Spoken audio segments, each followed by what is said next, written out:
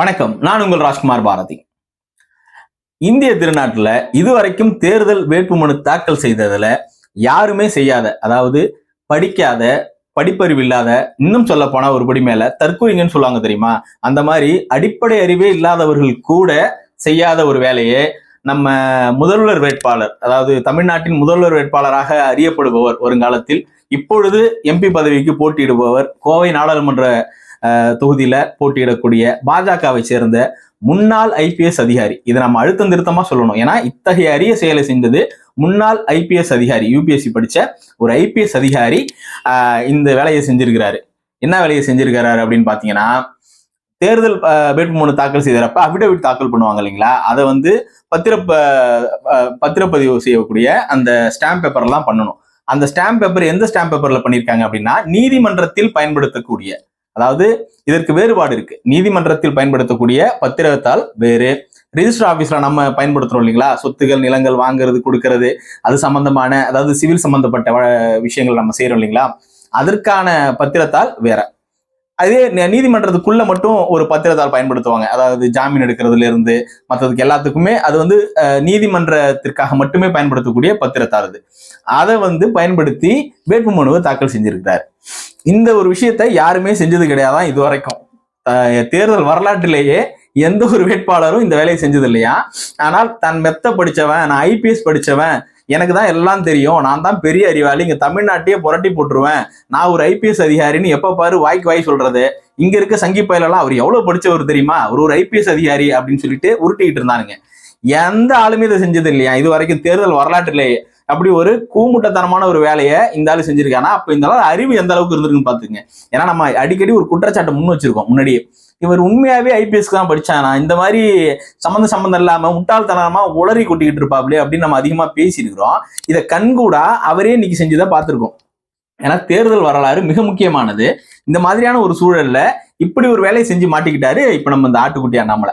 இன்னொன்னு என்ன சொல்லணும் அப்படின்னா, இந்த பிரச்சனை வெளியில கொண்டு வந்து யாருன்னு பாத்தீங்கன்னா நம்ம எடப்பாடி பழனிசாமி அவர்களோட டீம் தான். ஏன்னா அவர் வந்து எடப்பாடி பழனிசாமியை வந்து பாஜகவுக்கு பயந்துகிட்டு இருக்காருன்னு சொன்னப்ப, நானும் அவங்களுக்கு ஒன்றும் பயந்தால் கிடையாது, அவங்களை எப்படி அடிச்சு ஓட விடுறேன் பாரு அப்படின்னுட்டு அவர்களுடைய வக்கீல் அணி இருக்கும் இல்லைங்களா, லாயர் டீம், அவங்களை அனுப்பி இன்னைக்கு இந்த பிரச்சனையை பெருசு பண்ணி மாவட்ட ஆட்சியர்கிட்ட பெரிய பிரச்சனை பண்ணியிருக்கிறாங்க. அந்த டீம் கோவை மாவட்ட ஆட்சியரை போய் சந்திச்சு அண்ணாமலையோட வேட்புமனுவை நிராகரிக்கணும், இது செல்லாது, இது சட்டத்திற்கு எதிரானது, நாளைக்கு நீதிமன்றத்துக்கு போனா இந்த வேட்புமனு ஏற்றுக்கொள்ளப்பட்டதே தள்ளுபடி செய்யப்படும், இவருக்கு வாக்கு அளிக்கிறது, அதாவது கோவை பகுதி மக்கள் அண்ணாமலைக்கு வாக்களிக்கிறதே வீண், அப்படி வாக்களிச்சு அவர் இன்கேஸ் தேர்ந்தெடுக்கப்பட்டு எம்பியாவே ஆனா கூட அதுக்கு துளி கூட வாய்ப்பு இல்லை அப்படின்றதையும் அவரும் பதிவு பண்றாரு, நம்மளும் பதிவு பண்ணுங்க, கடமைப்பட்டிருக்கோம். ஏன்னா அதெல்லாம் ஜெயிக்கிறது, டெபாசிட் வாங்குறதே இங்க கஷ்டம்னு சொல்றப்ப எப்படி ஜெயிக்க முடியும்? ஆனால் இருந்தாலுமே ஒரு தகுதியுடைய நபருக்கு சரியாக வேட்புமனு தாக்கல் செய்து ஒரு தகுதியுடைய நபருக்கு தான் இந்த இந்திய ஜனநாயக நாட்டில் இருக்கிற மக்கள் வாக்களிக்கணும் அப்படின்றதான் நம்மளோட எண்ணமாவும் இருக்கு. அதன் அடிப்படையில பார்த்தோம்னா ஒரு தகுதியற்ற நபருக்கு உங்கள் வாக்குகளை வீணாக்குவதே தவறு அப்படின்றதா நம்ம சொல்லிக்கிட்டு இருக்கோம். ஏன்னா ஒரு வேட்புமனுவே தாக்கல் செய்ய தெரியாத ஒரு ஆளுநி நீ போய் என்னத்த இந்த மக்களுக்கான கோரிக்கைகளை பேசி, இந்த மக்களுக்கான பிரச்சனைகளை பாராளுமன்றத்துல பேசி புடுங்கி நட்டுடுவீங்க அப்படின்றதுதான் இந்த சாமானியனோட கேள்வியா இருக்கு. அப்போ அதற்காக தான் அவரு என்ன சொல்றாரு அப்படின்னா, இந்த மனுவை நிராகரிக்கணும், இது சரியான முறையில வேட்புமனு தாக்கல் செய்யப்படலை, இதை நிராகரிக்கணும் அப்படின்னு சொல்லிட்டு பிரச்சனை பண்றாங்க. ஆனா மாவட்ட ஆட்சியர் என்ன பண்றாரு அப்படின்னு பாத்தீங்கன்னா அவாய்ட் பண்றாரு. ஏன்னா இவர்கள் எல்லாம் யாரோட ஆட்கள் அப்படின்றது நமக்கு கண்கூடாவே தெரியும்.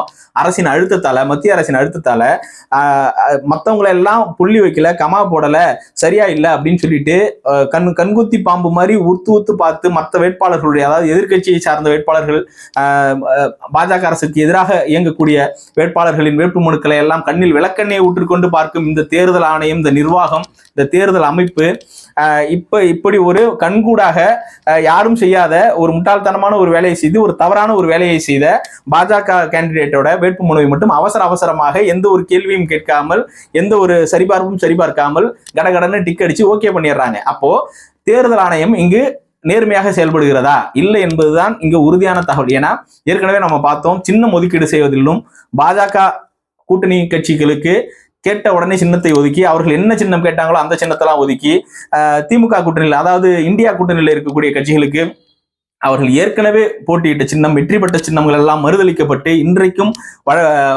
நீதிமன்றத்தில் அவர்கள் முறையிட்டுக் கொண்டிருப்பதை நம்ம கண்கூடா பார்க்கிறோம். அப்போ தேர்தல் ஆணையம் ஒருதலை பட்சமாக செயல்படுது என்பது இதிலிருந்து கண்கூடாக தெரிகிறது. இந்த அரசு அதிகாரிகளும் இந்த மத்திய அரசிற்கு பணிந்து இத்தகைய கோமாளிகளை எல்லாம் வேட்பாளராக அங்கீகரித்தால் இது ஜனநாயகத்திற்கு விரோதமாகத்தானே இருக்கும். ஜனநாயக நாட்டில் இந்த ஒவ்வொரு இந்திய மக்களின் குடியுரிமையும் வாக்கும் மிக முக்கியமானதாக கருதப்படுகிறது. அப்போ அந்த வாக்கை வீணாக்குறது அப்படின்றது ரொம்ப கேவலமான செயலா நாங்க நினைக்கிறோம், அருவருப்பான்னு நினைக்கிறோம். இந்த மாதிரி ஒரு கேண்டிடேட்டை தான் இங்க மெத்த படிச்சவன், உலகத்திலேயே பெரிய அறிவாளி, எங்க அண்ணாமலைக்கு தெரியாதுன்னு எதுவுமே கிடையாது, எங்க அண்ணாமலை கிட்ட பக்கத்துல நிக்க ஆள் கிடையாது, மலடா எங்க அண்ணன் அப்படின்லாம் மீம்ஸ் கிரியேட் பண்ணி காமெடி பண்ணிக்கிட்டு இருக்கானுங்க இந்த சங்கி கூட்டம். ஆனா இப்போ தெரியுது அவங்க அண்ணா யார் என்னன்னு. ஒரு வேட்புமனு தாக்கல் கூட ஒழுங்கா தாக்கல் செய்ய, வேட்புமனு கூட ஒழுங்கா தாக்கல் செய்ய துப்பில்லாத, படிப்பறிவே படிச்சா மட்டும் போதாது, ஏட்டு படிப்பு மட்டும் பத்தாது, சமூகம் சார்ந்த எந்த அறிவும் இல்லாத ஒரு கூமுட்டையை தான் நீங்கள் தலைவன் என்று தலையில் தூக்கி வைத்து ஆடிக்கொண்டீர்கள் என்று கூறிக்கொண்டு உங்களிடமிருந்து விடுபெறுகிறேன். மீண்டும் மற்றொரு நிகழ்வு சந்திப்போம். நன்றி, வணக்கம்.